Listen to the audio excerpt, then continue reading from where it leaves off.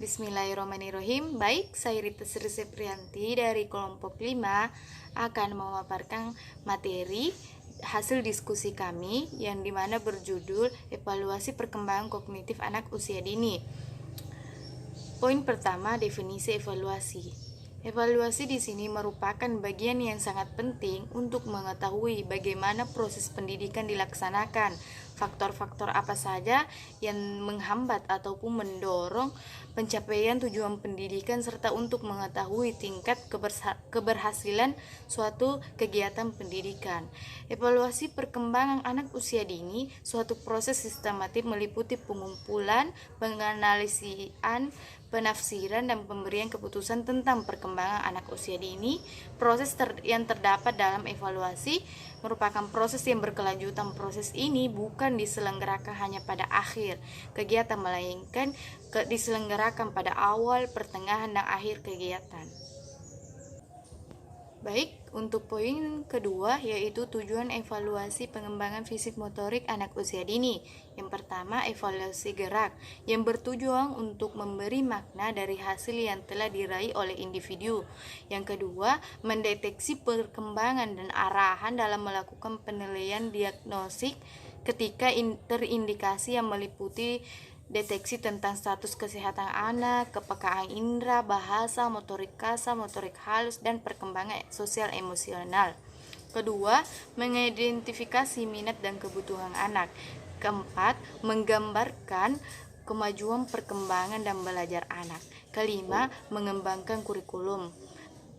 Sedangkan yang terakhir yaitu mengevaluasi perkembangan dan program lembaga.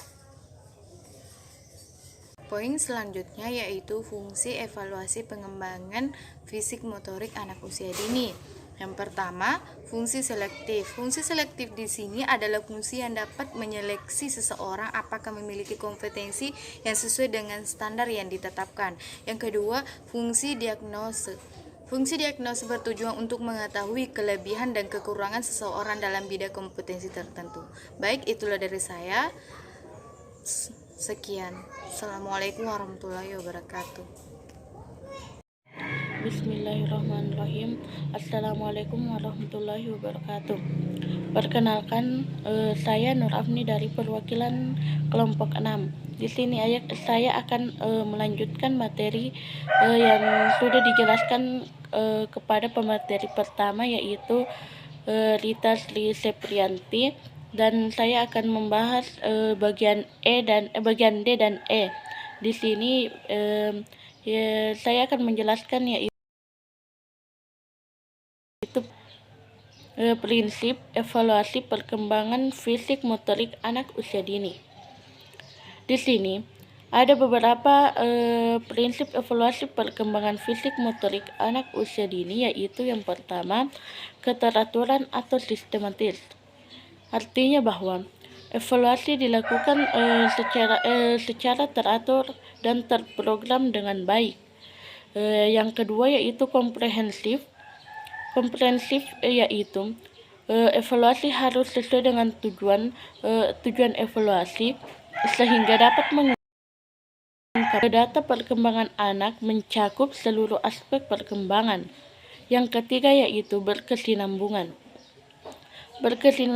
Berkesinambungan di sini artinya yaitu evaluasi yang dilakukan hendaknya dilakukan seiring dengan rangkaian kegiatan, merupakan proses yang berkelanjutan.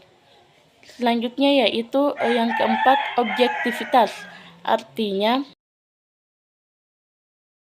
bukan harus mengungkap data yang sebenarnya terjadi, mengungkapkan data yang sebenarnya terhadap seluruh aspek perkembangan. Yang kelima yaitu mendidik. Evaluasi perkembangan anak usia dini dapat dijadikan sebagai alat untuk memotivasi